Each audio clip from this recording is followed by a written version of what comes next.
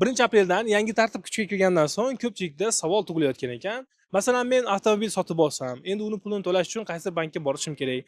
Banklarda ko'plab navbatlardan o'tishim kerak va kunimni yarmi mana shu avtomobilning pulini to'lash bilan o'tib ketadimi deyishyapti. Biz sizga qulaylik yaratish maqsadida Sergelidagi avtomobil bozorida eskrov hisob raqamini ochish, to'lovlarni amalga oshirish yoki pullarni yechib olishingiz uchun yangi xizmat ko'rsatish markazini ochdik.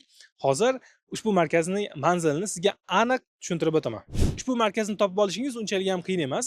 PDP universitetining qarama-qarshi tarafida, ya'ni avtomobil bozorining ikkinchi kirish qismidan do'konlar blogining 3-blogida 113-do'kon. Yaxshilab eslab qoling. Ushbu markazni ham eskrov hisob raqamini ochishingiz, mutlaqo komissiyalarsiz hisob raqamingizni to'ldirishingiz va hisob raqamingizdan pul mablag'larini yechib olishingiz, valyuta ayirboshlash amaliyotlari, ya'ni dollar sotib olish yoki dollar sotishingiz, bank kartalarini to'ldirishingiz yoki bank kartalaringizdan pul mablag'larini yechib olishingiz mumkin. Umumiy qilib aytganda, boshqa markazlarimizdagi bank kassalaridagi barcha amaliyotlar ushbu markazimizda ham mavjud. Ushbu avtomobil bozorida asosiy savdo shanba va yakshanba kunlari bo'lgani sababli ushbu markaz dam olish kunlarida ham sizning xizmatingizda shay bo'ladi. Ya'ni haftaning 7 kun davomida ushbu markaz sizning xizmatingizda.